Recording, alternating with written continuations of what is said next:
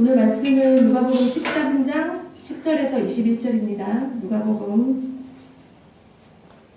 13장 10절에서 21절, 페이지 117페이지입니다. 신약성경 신약성경 누가복음 13장 10절에서 21절입니다. 우리 교독하시겠습니다.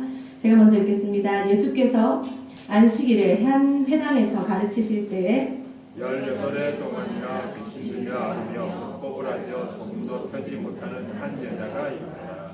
예수께서 보시고 불러 이르시되 여자여 네가 내 병에서 놓였다 하시고 말씀하시니 여자가 곧 보고 하나님께 영광을 돌리는지라.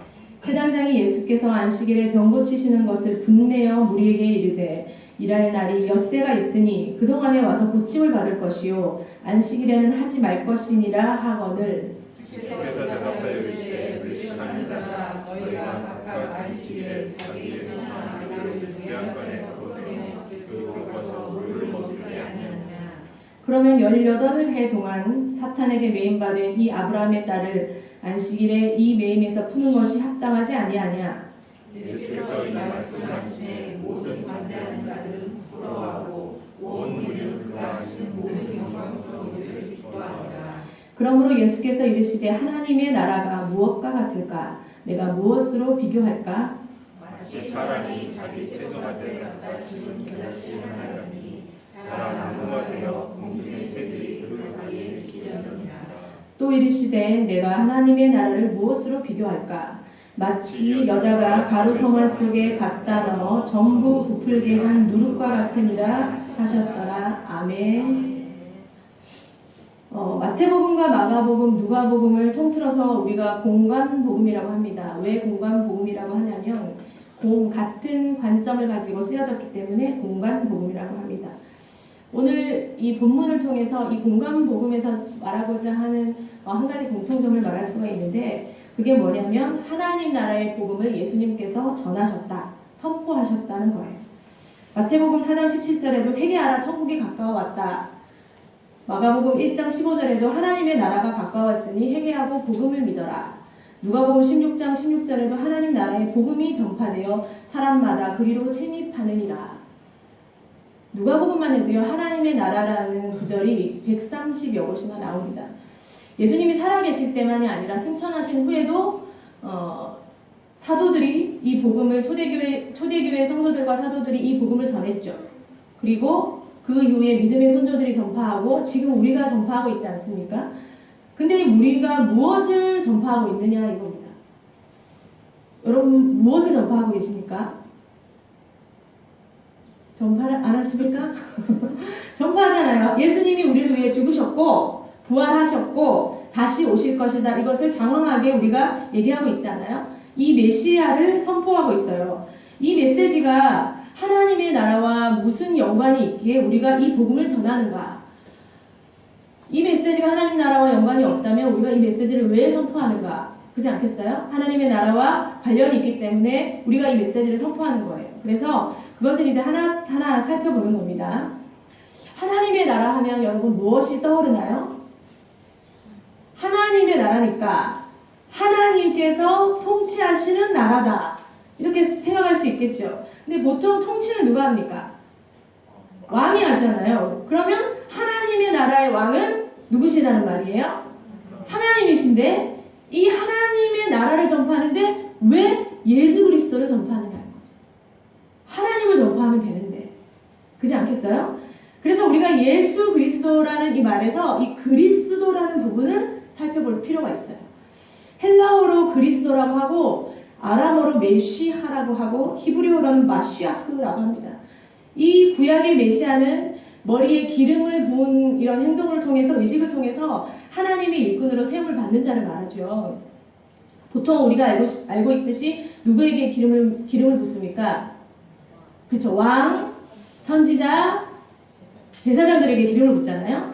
근데 이사야 45장 1절에 보면은 여호와께서 그의 기름 부음을 받은 고레스에게 이같이 말씀하시되 라고 있어요.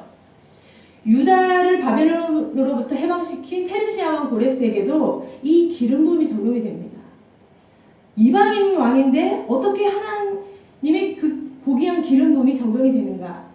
하나님께서 이방 나라의 왕을 사용하셔서 하나님 나라를 위해서 쓰시기 때문에 이 고레스 왕에게도 하나님의 기름 부음이 그에게 부어졌다고 하고 있어요. 그런데 왕정 후기와 바벨론 포로기를 거쳐가면서 그 의미가 조금씩 변하게 돼요.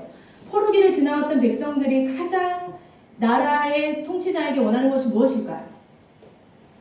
포로를 겪었으니까 이 나라가 안정되고 튼튼하게 되는 것, 그리고 다시는 속국이 되지 않는 것, 해방을 시켜주는 것, 이런 걸 원하지 않겠어요? 그래서 이제 메시아라는 이 말이 그들이 어떻게 생각하냐면 포로 상태를 벗어나게 해준 이상적인 사람으로 상상을 하게 됩니다.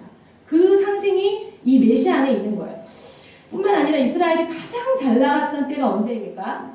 이스라엘 역사상 이스라엘이 가장 잘 나갔던 때. 그래서 다윗 때죠. 다윗과 솔로몬 때인데 이 다윗 왕국의 시대를 회복하게 되는 그 소망을 품고 이 메시아를 생각하는 거예요. 심지어 지금 현재 국기에도 보면 이스라엘 국기에 보면 이렇게 별이 있잖아요. 이게 누구 별이죠?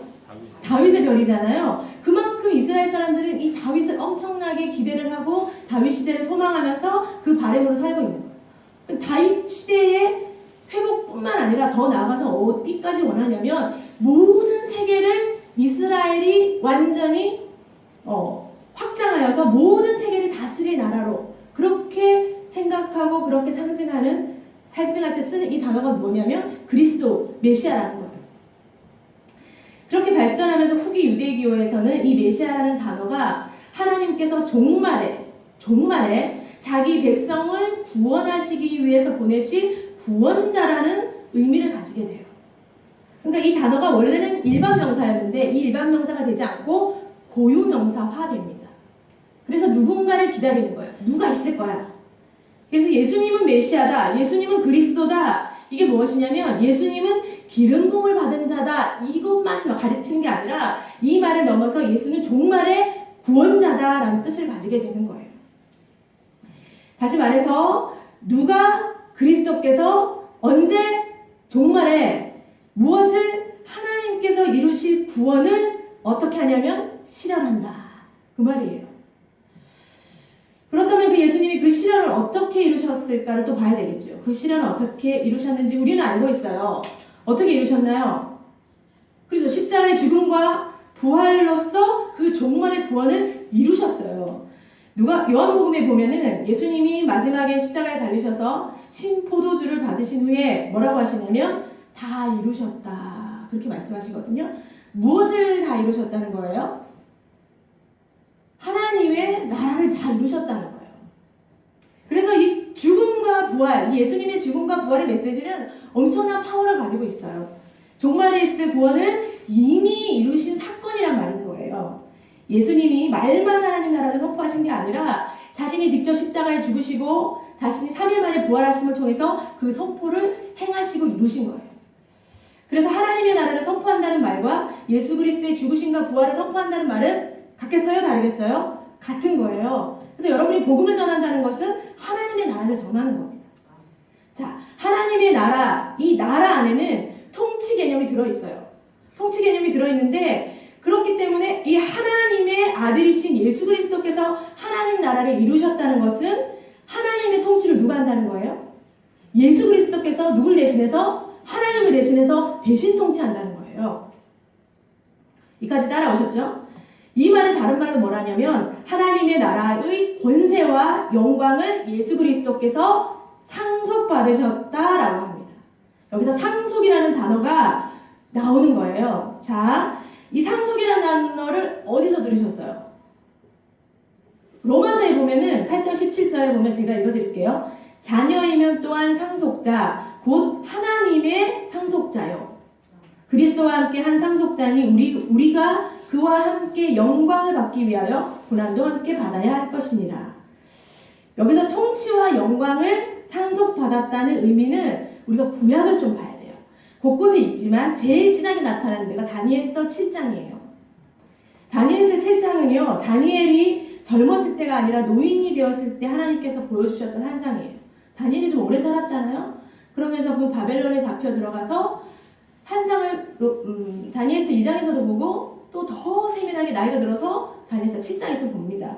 어떤 환상이 나오냐면 하늘의 네 바람이 큰 바다로 몰려부는 거예요. 다니엘이 이제 환상을 본다고 생각하고 여러분도 그림을 그리는 거예요. 근데 봤더니 일반적이지 않은 짐승이 나오는 거예요. 상상을 좀 해보세요. 독수리 날개를 달고 있는 사자 같은 짐승. 날개가 독수리인데 몸이 사자예요. 그리고 새 갈비뼈를 물고 있는 곰 같은 짐승. 또 네 날개와 네 머리를 가진 표범 같은 짐승. 그리고 마지막에는 무섭고 사나운 짐승인데 10뿔을 가진 짐승이 나오는 거예요. 다니엘이 이걸 보고 이해를 했겠어요, 여러분? 이해가 안 되는 거예요. 아무리 봐도 모르는 거예요. 그래서 하나님이 조치가 딱 들어가잖아요. 천사가 딱 내려와서 이걸 해석을 해줍니다. 이 큰 네 마리의 짐승은 네 왕이다. 무슨 말이냐면 이 제국을, 이 나라를, 이 세상을 다스릴 제국들을 말하는 거예요. 특히 이 네 번째 짐승을 유심하게 살펴봐야 되는데 이 짐승은 10뿔을 가지고 있는데 그 뿔 사이에서 또 작은 뿔이 막 나오는 거예요. 이게 진짜 그림으로 보면 진짜 웃길 것 같아요. 그 뿔이 나와가지고 기존에 있던 새 뿔을 뿌리까지 뽑아가는 거예요. 뽑이고 그 작은 뿔에 사람과 같은 눈이 있어. 또 입도 있어. 입으로 막 자기 자랑을 하면서 거만한 거예요. 이 10뿔 달린 짐승이 어느 나라를 가르치는지는 알 수가 없지만 역사적으로 봤을 때 로마 제국부터 종말에 나타날 적그리스도까지의 모든 나라를 상징한다고 학자들과 모든 사람들이 얘기하고 있어요. 이 나라는 너무 강해서 온 천하를 밟고 삼키고 부서뜨릴 만한 힘이 있고 아주 큰 권세를 가지고 있어요. 하나님을 대적하고 하나님이 정한 법도와 하나님이 정한 삶의 모든 근본을 다 무너뜨립니다. 성경의 진리와 삶과 윤리와 도덕과 그리고 모든 근본을 다 무너지게 하는데 여러분 지금도 이 윤리와 도덕과 진리가 무너지고 있다는 거 느끼시지 않아요? 이 나라가 곧 도래하지 않겠습니까? 얼마나 이 나라가 힘이 센지 성도들을 극심하게 핍박을 하는 겁니다.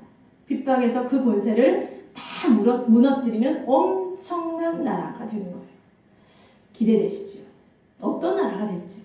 여러분 바울이라는 영화를 보신 분들이 있으실 거예요. 여기 거의 다 보셨을 텐데 그 당시 로마 제국이 얼마나 힘이 셌는지 그리스도인들을 엄청나게 핍박하고 죽였어요. 그런 나라, 그런 왕을 다니엘서가 예언을 하고 있는 거예요. 지금 우리가 로마 제국 시대를 살고 있나요? 아니잖아요. 그런데 그것이 로마 제국 시대로 끝나는 게 아니라 이 적그리스도가 등장해서 하나님을 대적하고 성도를 핍박할 거야, 박해할 거야. 이렇게 얘기하고 있는 거예요. 다니엘이 얼마나 떨렸겠어요. 그림만 봐도 떨리는데 그걸 해석해 주는데 천사가 와서 해석해 주는데 사지가 떨리는 거죠.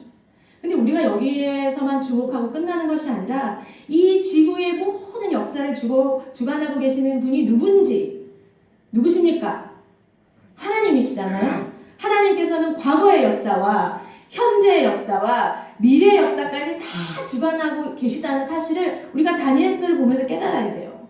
그래서 다니엘에게 보여주시는 내용을 우리가 읽잖아요. 다니엘서를 읽으면서 적그리스도가 판을 치는 그 세상을 주목하는 게 아니라 그 후에 성경에 보면 뭐가 나오냐면 영원한 하나님의 나라가 있어요.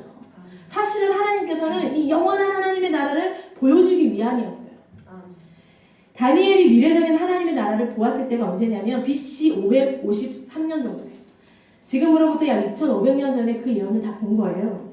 근데 다니엘이 언제 바벨론에 잡혀왔냐면 BC 605년쯤에 잡혀왔어요. 그래서 포로 생활을 48년쯤 하고 있을 때 그 환상을 본 거예요. 자, 10대에 잡혀왔습니다. 17살 정도 돼서 잡혀와서 48년이 지났다고 생각해보세요. 나이가 어느 정도 됐을까요? 60이 넘었겠죠. 그죠? 60대에 그 환상을 본 거예요. 바벨론이 곧 멸망할 것이라는 하나님께서 그 환상을 보여주시고 바벨론 이후에 어떤 제국이 나타날지 그 제국 뒤에 어떤 제국이 나타날지 그 제국 뒤에 어떤 제국이 나타나면 마지막으로 나타날 제국이 있는데 이 땅을 얼마나 괴롭힐지 성도들을 얼마나 핍박할지 보여주시는데 한 방에 영원한 하나님의 나라가 나타나서 그 성도들을 회복시키는 것을 보여주시는 거예요. 우리가 세계사에서 배웠던 그 제국들이 다 보여졌잖아요. 하나님에 대한 나라의 환상을 봤는데 우리가 이걸 한번 살펴볼 필요가 있어요. 우리 다니엘서 7장 한번 봅시다. 페이지가 1245페이지고 다니엘 7장 9절에서 10절까지 한번 읽어봅시다.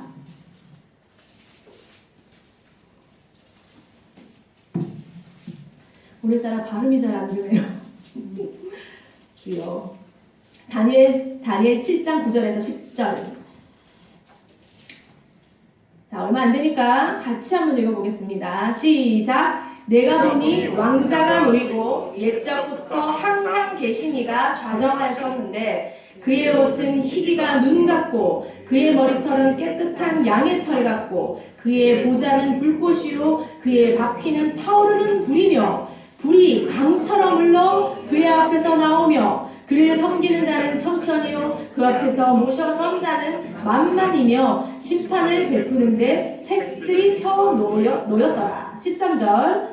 내가 또 같이 읽어요. 내가 또 밤 환상 중에 보니 인자 같은 이가 하늘 구름을 타고 와서 옛적부터 항상 계신 이에게 나아가 그 앞으로 인도되네. 자, 우리 13절에 보면 누가 나옵니까? 두 명이 나오죠?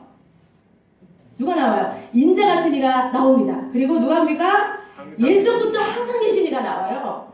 감이 조금 오시죠? 자, 14절까지 봅니다. 시작. 그에게 권세와 영광과 나라를 주고 모든 백성과 나라들과 다른 언어를 말하는 모든 자들이 그를 섬기게 하셨으니 그의 권세는 소멸되지 아니하는 영원한 권세요 그의 나라는 멸망하지 아니할 것이니라. 아멘. 14절에 보면 그에게에서 그가 누굽니까? 그치, 인자 같은 인 거예요. 우리가 뭐 예수 그리스도인지는 알지만 인자 같은 이가 옛적부터 항상 계신 이로부터 뭐를 받냐면 권세와 영광과 나라를 받습니다. 옛적부터 항상 계셨던 이가 누구예요? 하나님이시잖아요. 그리고 그 모든 열방이 그 인자 같은 이를 섬기는 거예요. 그가 받았던 권세는 소멸되지도 아니하고 영원하고 망하지도 아니한다고 기록되어 있어요. 다니엘서 7장 우리가 계속 보면요. 시간이 지나서 심판이 시작되면 성도를 괴롭혔던 자들이 모든 권세를 빼앗기고 멸망할 때가 온다는 것을 기록하고 있어요. 그래서 요한계시록은 그럼에도 핍박에도 불구하고 신앙을 지키는 자들을 뭐라고 표현하냐면 이기는 자라고 하는 겁니다. 연결이 돼 있어요. 오늘 요한계시록 얘기를 하는 것이 아니기 때문에 길게 얘기하지는 않겠어요. 이 이기는 자가 바로 교회예요. 교회. 예수 그리스도의 핏값을 주고 산 교회. 자, 우리 계속해서 다니엘서 7장 24절부터 한번 읽어볼게요. 24절부터 27절까지 번갈아서 교독하겠습니다. 제가 먼저 읽을게요. 그 열불은 그 나라에서 일어날 열 왕이요 그 후에 또 하나가 일어나리니 그는 먼저 있던 자들과 다르고 또 새 왕을 복종시킬 것이며 그가 장차 지극히 높으신 이를 말로 대적하며 또 지극히 높으신 이의 성도를 괴롭게 할 것이며 그가 또 법을 고치고자 할 것이며 성도들을 위해 심판되어 한때와 반드시를 지내며 그러나 심판이 시작되면 그는 권세를 빼앗기고 완전히 멸망할 것이요 나라와 권세와 온 천하 나라들의 위세가 지극히 높으신 이의 거룩한 백성에게 붙임바 되리니 그의 나라는 영원한 나라니라. 모든 권세 있는 자들이 다 그를 섬기며 복종하리라. 아멘. 결국에는 잃어버렸던 모든 성도들의 권세를 회복시키시는데 그 회복시키는 분이 누구냐면 아까 13절 읽었던 인자 같은 이에요. 이 인자 같은 이가 하나님의 모든 권세를 받아서 영원한 나라를 세우신다는 거예요. 자, 하나님의 나라인데 누가 세우십니까? 이 인자 같은 이가 세우시는 거예요. 아까랑 맥락이 비슷하죠? 자, 이 인자 같은 이는 두 단어가 붙어 있어요. 사람이라는 이름을 가진 에나쉬하고 그리고 아들이라는 이름을 가진 바르. 근데 이 바르가 이 아람어예요. 근데 이 아람어인데 이건 아들이란 뜻이에요. 그래서 이 에나쉬와 바르 사이에 케를 붙여서 에나시 케바르 두 자인데 이게 무슨 뜻이냐면 사람의 아들과 같은 이라는 뜻이에요. 여러분 이 단어 어디서 많이 본 적 있지 않습니까? 신약에서 어디서 보셨나요? 사람의 같은 이, 사람의 아들과 같은 이 보셨잖아요. 신약의 인자, 예수님이 스스로를 뭐라고 하세요? 인자라고 하시잖아요. 구약 성경에는 계속해서 이 사람과 같은 사람의 아들과 같은 자가 어디에서 나온다고 계속 예언하냐면 다윗의 뿌리에서 나온다고 예언하고 있어요. 이 이해하기 힘든 예언을 그 당시 유대인들은 어떤 식으로 믿고 있었겠어요? 하나님의 아들이 사람의 아들의 모습과 같고 다윗의 족보에서 나오는데 이런 배경의 조합이 이해가 됩니까? 하나님은 전지전능한 신인데 사람의 아들과 같은 이가 하나님께로부터 왔다고 하는데 다윗의 족보래요. 그리고 사람의 아들이래요. 여러분 얼마나 이상한 내용이에요. 우리가 믿음으로 보니까 이게 이해가 되는 거지 믿음으로 읽지 않으면 이게 이해가 되는 거냐고요. 그럼 유대인들은 어떤 분을 기다렸겠어요? 유대인들은 다윗 시대의 영광을 완전히 회복시켜 줄 뿐 더 나아가서 세계를 정복하실 왕을 기다리는 거예요. 유대인들이 이해가 되지 않습니까? 근데 그들의 그림에는 이런 일을 하시는 분이 바로 메시아인 거예요. 그래서 메시아를 기다리는데 정치적인 왕을 기다리는 거예요. 나라를 완전히 뒤바꿔 놓고 다윗 시대를 회복시키며 전 세계를 정복할 그런 왕. 그런데 누가 오셨나요? 십자가 예수님이 오셨어요. 그 왕이 그 나라에서 역사적으로 가장 존경받았던 다윗의 왕의 그 회복을 시켜줘야 되는데 십자가를 지시고 채찍을 맞으시고 죽으시는 거예요. 우리나라가 국토가 가장 넓었을 때가 언제죠? 고구려 장수왕 때잖아요. 장수왕 때 그 비도 세웠지 않아요? 뭐죠? 장수왕 때가 아마 제일 넓을 거예요. 근데 매일마다 우리나라 사람들이 막 괴롭는 거예요. 장수왕 때가 지나서 막 일제가 괴롭히고 막 괴롭히는데 하루는 산으로 막 갔는데 산 굴레 깊은 곳에 돌이 있는 거예요. 돌에 막 글씨가 새겨져 있어요. 그래서 어떤 역사학자가 딱 구해가지고 이 돌을 해석을 해봤더니 장수왕 때의 나라를 회복시킨다는 예언이 있는 거예요. 메시아가 오는데 그가 장수왕 때의 국토를 회복시키며 이 나라를 건설한다. 이런 예언이 있는 거예요.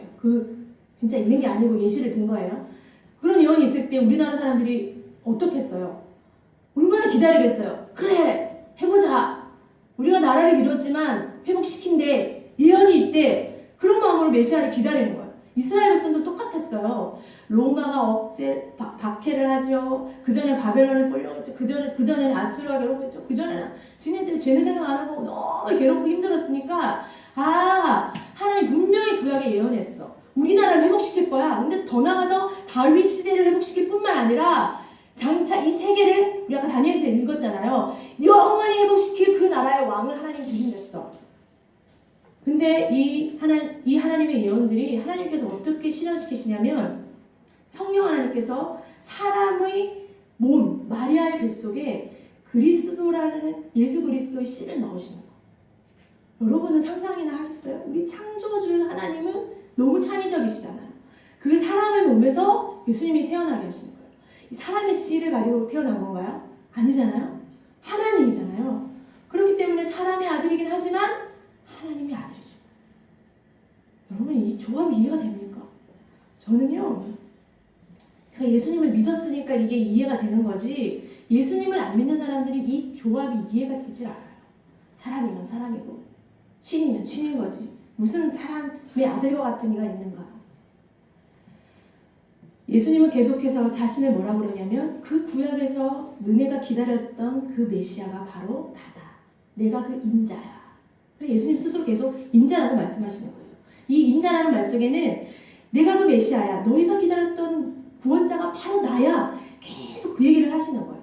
그래서 예수님께서 누구의 권세를 입냐면 하나님의 권세를 입어서 하나님의 나라를 선포하는 거예요. 예수님이 처음 오자마자 한 일이 뭐예요?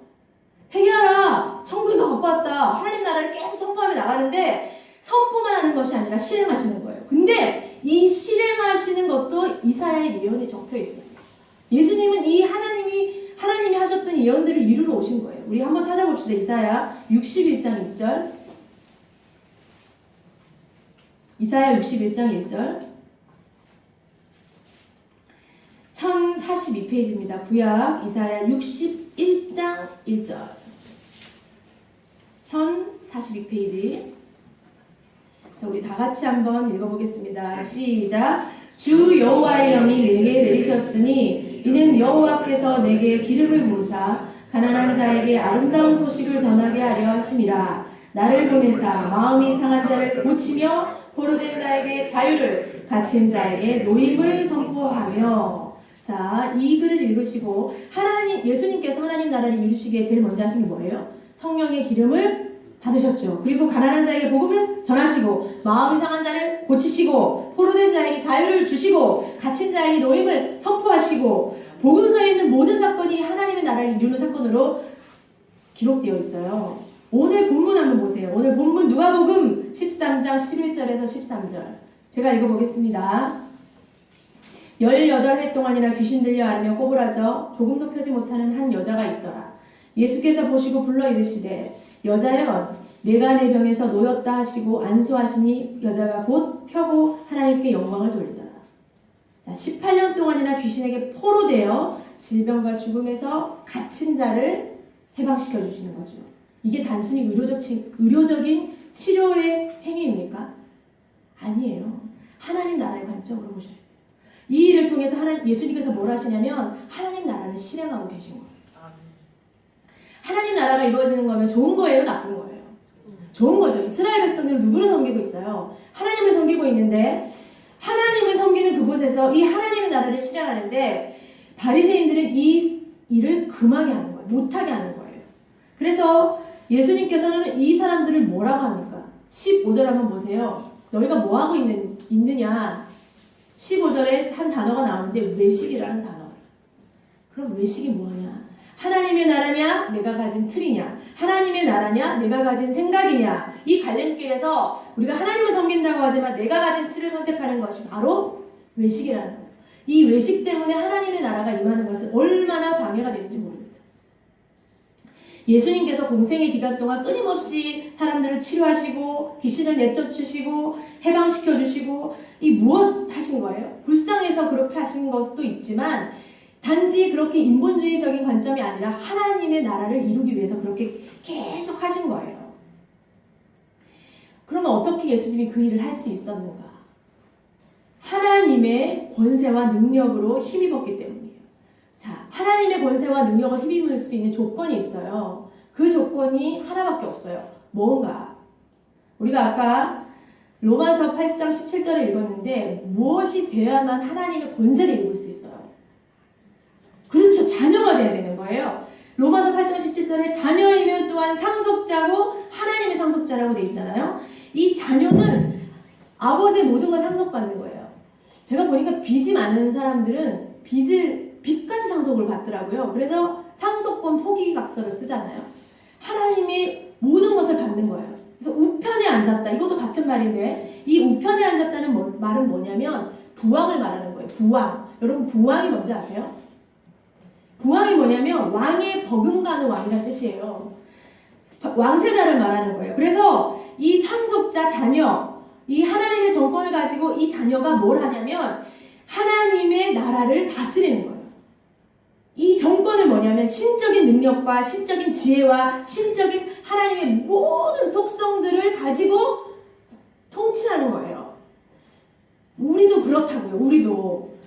이사야 12장 2절에 저희 아이들한테 초등학교 때부터 계속 아침마다 초등학교 때 아침마다 갈 때마다 제가 머리에 손을 얹고 기도해 준 게 있어요. 뭐냐면 그의 위에 여호와의 영 곧 지혜와 총명의 영이요 묘락과 재능의 영이요 지식과 여호와를 경외하는 영이 강림하시리니 이제 머리에 딱 손을 얹으면서 영준이에게 여호와의 영 곧 지혜와 총명의 영이요 묘락과 지식의 영이요 재능의 영이요 지식과 여호와를 경외하는 영이 임하실 것입니다. 이러고 팍 쳐주고 아침에 보내는 거예요. 여러분에게 하나님의 그 모든 능력을 하나님이 주시는 거예요. 그 능력을 가지고 하나님의 자녀가 된다.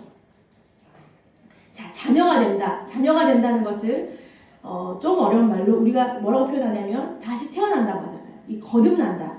다시 태어났는데 다시 태어날 때 우리에게 받는 게 무엇인가요? 성령을 받고 성령을 받은 자에게 뭐라고 하시나요? 너희는 영생하게 된다고 그러잖아요. 이 영생은요.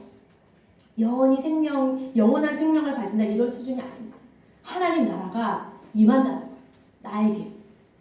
그래서 이 3차원의 생명을 받는 게 아니라 신적인 생명을 우리가 받는 거예요. 그래서 다시 태어나는 거죠. 왜냐하면 우리는 신적인 생명을 받지 않은 상태에 있다가 그 신적인 하나님의 생명을 받는 것이니까. 그래서 하나님과 연합하면 연합할수록, 예수 그리스도와 연합하면 연합할수록 우리에게도 하나님의 능력이 임하는데, 오죽하면 예수님이 뭐라 그랬냐면 너희가 나보다 더 큰 일을 할 거야. 나와 동일한 일을 할 것이고 더 큰 일을 할 거야. 이렇게 말씀하시고 계세요. 그래서 우리 누가복음 본문을 한번 봅시다. 13장 18절에 그러므로 이렇게 시작을 하죠. 그러므로 하나님의 나라는 이러이러한 나라이기 때문에 그 나라를 어떻게 비유로 알려줄까? 두 가지 비유가 나옵니다. 어떤 비유가 나오나요? 그렇죠. 겨자씨 한 알과 가루 서말 속에 있는 누룩으로 비유를 하십니다. 여러분, 겨자씨와 누룩의 공통점이 있어요. 19절에 동사가 하나 있어요. 뭐가 있을까요? 한번 찾아보세요, 여러분. 자라. 그렇죠. 자라. 그리고 21절에 뭐가 있을까요? 부풀게 한다. 이 자라와 부풀게 한다는 공통점. 뭘 말하냐면 성장과 변화를 말해줍니다. 외적으로 자라기도 하지만 내적으로 변화시키는 힘이 있다는 거예요. 그래서 생명력과 힘이 있는 거예요. 이 생명력은 어디로부터 오는 거예요? 하나님으로부터 오는 거예요. 근데 이 생명력이 처음에는 눈에 보이지 않습니다. 여러분, 눈에 보이지 않는 이 겨자씨처럼 눈에 보이지 않고 누룩의 역동성이 눈에 보이지 않는 것처럼 아무런 움직임이 보이지 않아요. 근데 전도를 할 때 우리가 뭘 전해요? 처음에 상대방과 막 차를 마시면서 좋은 관계를 유지하고 나서 이 사람에게 복음을 전하죠. 근데 복음을 듣는 순간 이 사람이 복음이 그렇구나. 그리고 180도로 촥 변합니까? 아니잖아요. 변하는 것 같은데 또 육으로 돌아오고 삐지고 토라지고, 그리고 전도자들을 막 낙심시키게 만들잖아요. 처음에는 보이지가 않아요. 여러분, 쉽게 이해하려면 자기 자신을 보면 되잖아요. 자기가 처음부터 이렇게 기도하는 사람이었나요? 우리가 그런 사람이었어요? 아니잖아요. 근데 생명력과 이 변화가 이 씨앗에 있다는 거예요. 그래서 이 하나님의 나라는 변화되는 거예요. 그리고 성장하는 거예요. 근데 이 생명은 이상한 습성이 있어요. 하나의 밀이 땅에 떨어져 죽지 아니하면 하나를 그대로 있고 죽어야만 열매를 맺는 이상한 습성이 있는 거예요. 그리고 이렇게 여러분이 성장하기까지 누군가는 죽어야 되는 거예요. 제일 먼저 누가 죽었겠어요? 예수님이 죽는 거죠. 그 다음에 누가 죽어요? 수많은 사람들이 여러분 때문에 죽었어요. 한 명만 죽은 것도 아니고 수많은 사람들이 여러분이 이 자리에 오기까지 죽으셨어요. 그렇지 않아요, 집사님? 누가 죽으셨을 것 같아? 저분이 죽으셨을 것 같아. 어쨌든 하나님의 나라는 처음부터 눈에 보이는 게 아니에요. 누가복음에 보니까 바리새인들이 예수님, 하나님의 나라가 언제 임합니까? 이렇게 물어봤어요. 예수님이 뭐라고 하시냐면, 하나님의 나라는 눈에 볼 수 있는 것이 아니란다. 여기 있다, 저기 있다고도 못하고 하나님의 나라는 너희 안에 있단다. 이렇게 말씀하시는 거예요. 바리새인들은 제가 말했잖아요. 물리적인 나라의 개념으로 이해했기 때문에 눈으로 보고자 하는 거예요. 근데 예수님께서는 너희 안에 있어. 아니, 나라가 이 안에 있다는 거예요. 눈으로 보기만을 기다리지 말고 믿음의 눈으로 봐야지만이 하나님의 나라가 보입니다. 영적인 눈이 어두워지면요, 하나님의 나라가 보이지가 않아요. 그러면 어떤 사람이 하나님의 나라가 보이는가? 바로 예수가 그리스도다, 예수가 구세주다, 예수가 참 메시아로 보일 때 하나님의 나라가 그때야 보이기 시작하는 거예요. 여러분, 누가복음 15장에 보면 탕자의 비유가 나옵니다. 두 아들이 있었어요. 여러분 잘 아시겠는데, 둘째 아들이 아버지에게 상속 재산을 달라고 합니다. 아버지 주십시오. 제가 이제 이걸 가지고 제 마음대로 살겠습니다. 아버지가 처음에는 주지 않으려고 했겠죠. 근데 아들이 너무 강력하게 뗐으니까 이 재산을 물려줍니다. 아들이 어떻게 쓰나요? 할 수 있는 모든 허랑방탕한 돈을 뿌려가면서 다 썼어요. 완전히 엉망으로 사는 거예요. 마지막에는 밥을 먹을 그 돈도 없어가지고 돼지 우리에 가서 쥐염 열매를 먹는 그런 신세까지 되어버리는 거죠. 인생이 바닥을 탁 칩니다. 그때 누가 생각이 나요? 아버지요. 여러분, 인생이 바닥을 칠 때요, 생각나는 사람이 있는 게 은혜예요. 아버지께 돌아가야겠다, 이 생각이 나는 거죠.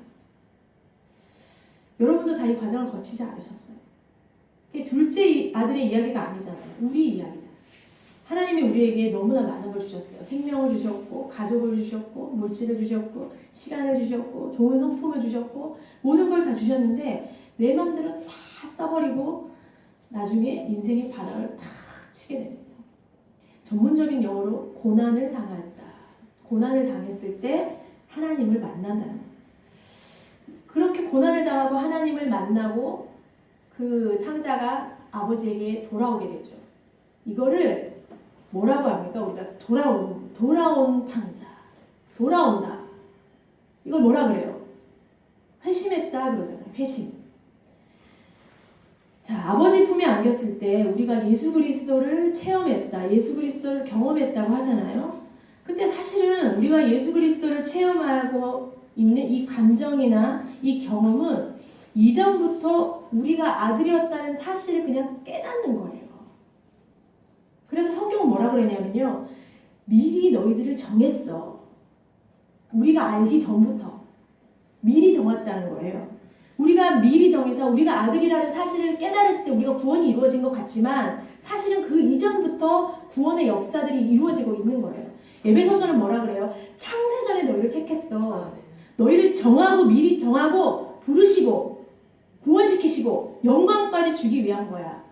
그러니까 우리가 느꼈던 거는 그 회심의 사건이 하나님을 만난 사건이지만 예수 그리스도를 만난 사건이지만 사실은 그 이전부터 우리가 아들임을 몰랐던 거예요.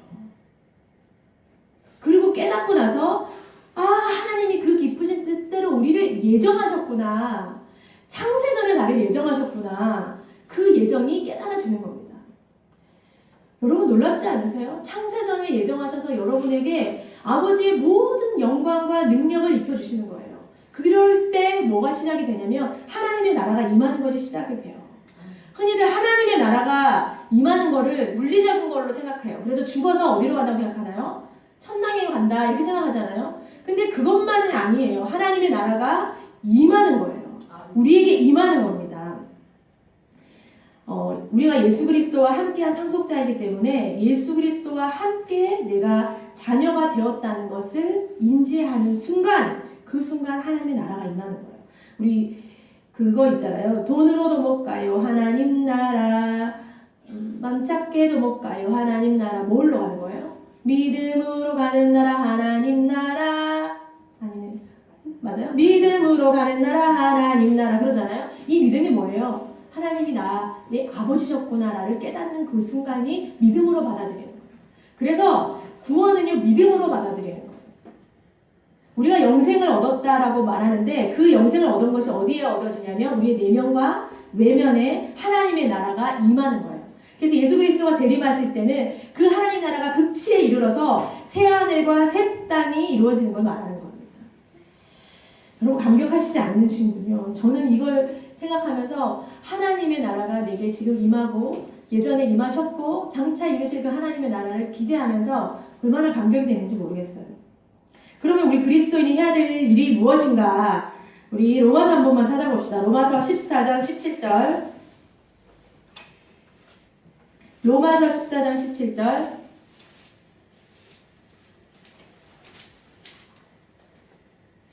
같이 한번 읽어봅시다. 로마서 14장 17절 시작. 하나님의 나라는 먹는 것, 마시는 것이 아니요 오직 성령 안에 있는 의와 평강과 희락이니라 라고 기록해요. 하나님의 나라가 임하고 하나님의 나라를 선포하는 자들, 하나님의 통치를 받고 하나님의 생명으로 사는 자들은 먹고 마시는 문제, 다시 말해서 바리새인들이 말하는 자신의 틀, 자아로 사는 게 아니라 성령 안에 있는 의, 성령 안에 있는 평강, 성령 안에 있는 희락으로 산다는 거예요. 성령 안에 있는 의와 평강과 희락으로 산다는 게 뭘 말하는가? 내 의가 아닌 하나님의 의가 실현되기 위해서 우리가 할 일이 무엇입니까?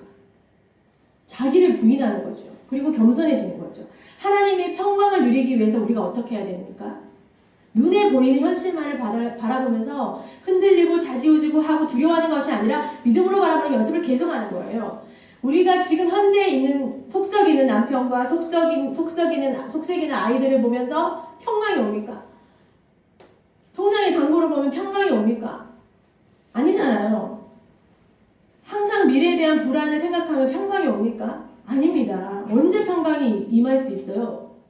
이 현실을 초월할 수 있는 믿음이 요구될 때, 믿음이 올 때 건강이 있는 것. 그리고 하나님으로부터는 성령 안에 있는 희락은 뭔가? 세상이 주는 쾌락이 아닌 하나님의 생명으로부터 오는 기쁨과 희락을 말하는 거예요.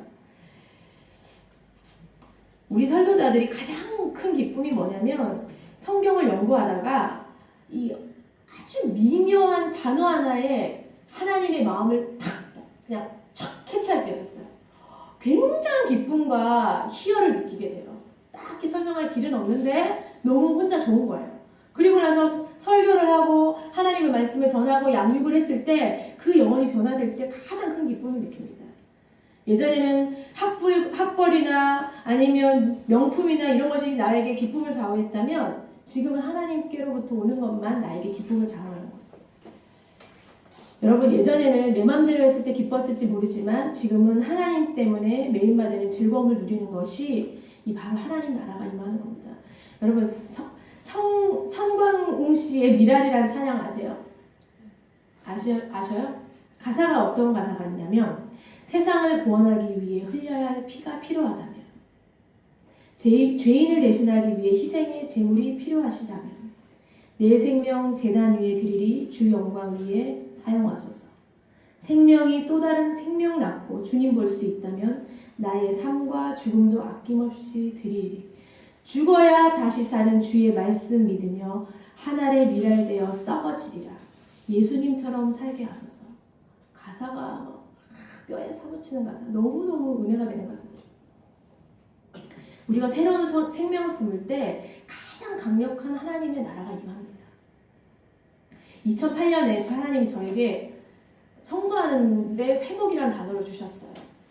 거실에서 청소하다가 회복이라는 단어를 주시고 그 단어를 주시기 전부터 기도를 시키셨지만 그 단어를 하나님이 내 마음에 주시고 나서 얼마나 정신없이 기도를 시키시는지 모르겠어요. 그때 제가 생각해도 매일 기도원에 가고 교회 가고 골방에서 기도하고 요즘에 골방에서 기도하는 분이 계시는데 골방에서 기도하고 계속 기도를 쉬지 않고 하나님이 시키시는 거예요. 무슨 정신으로 그렇게 기도를 많이 했는지 모르겠어요. 그 이후에 하나님이 이 회복의 사역을 구체적으로 시키는데 회복의 사역을 하면서 얼마나 이 사역이 귀하고 아름다운지를 알게 되었어요. 하나님의 나라가 얼마나 귀하고 아름다운 거죠. 그리고 제일 중요한 거는 내 인생의 가장 큰 목적이 무엇이고 가치 있는 것이 무엇인지 그때서야 깨닫게 된 거예요. 사역 초기에 몰랐어요. 그분이 그런 분인지도. 마음이 엄청 강팍하고 이렇게 이교도도 갔었고 세상에 안 해본 것도 없는 마음이 굉장히 상한 사람을 만난 적이 있어요. 이제 다 같이 예배를 드리고 이제 그분을 위해서 기도를 해주고 집으로 오는데 이제 일이 난 거예요. 집으로 오는데 얼마나 어지러운지 이 급격한 여러분 빈혈 아시죠? 현기증이 오면서 이제 구역질이 나면서 제 몸에 이상한 반응이 나타나는 거예요. 완전 초기 때. 그래서 제가 집에 거실에서 팍 쓰러졌어요. 이렇게 대자로 쫙 거실에서 뻗어서 2-3시간을 잔 것 같아요. 힘이 아예 없으니까. 자고 있는데 자는 동안 그 하나님의 빛이 저를 치료를 하시는 거예요. 2-3시간 딱 자고 일어났는데 얼마나 제 몸이 가뿐한지 날아갈 듯이 다 회복이 된 거예요. 그때서야 뭐 알고 있는 거지만 깨달은 게 뭐냐면 내 힘으로 하는 게 아니었구나. 하나님이 공급하시는 힘으로 하는구나. 예수님이 하나님 나라의 일을 이루실 때 어떻게 하셨냐면요. 하나님으로부터 권세와 능력을 위임받아서 하셨어요. 그래서 예수님이 어떻게 하셨냐면 매일 새벽마다 습관적으로 기도하러 올라가시고 산으로 올라가시고 틈만 나면 기도하셨대요. 왜냐하면 하나님의 나라와 권세와 능력을 주셨는데 우리가 그것을 쓸 줄을 모르고 내 안에 내가 너무 많아요. 기도를 하지 않으면 이런 유가 나타나지 않으니까 하나님이 습관적으로 계속 기도를 하신 거예요. 예수님도요. 능력과 권세를 받으셨지만 기름 부음을 계속 받으셔야 했어요. 여러분 기름 부음은요. 단회적으로 한 번 받고 끝나는 게 아니에요. 지속적으로 받는 거예요. 나중에 시간이 되면 기름 부음이라는 것에 대해서 한번 설교를 했으면 좋겠는데 이 기름 부음 자체가 일을 하는 거예요. 내가 일을 하는 게 아니에요. 아무튼 다시 살아나는 일이 회복이라는 것이 이 오늘 본문에도 똑같은 단어가 있어요. 아까 여러분이 읽으셨던 누가복음 13장 19절에 자라서 나무가 되어서 공중의 새들이 그 자리에 깃든다. 2019년 우리 교회 표가 뭡니까? 담대하게 거침없이. 담대하게 소비하고 거침없이 말하리라. 뭐 이렇게 생각하고 계신 분은 없으시겠죠? 우리 사도행전 28장 31절을 한번 보시겠습니다.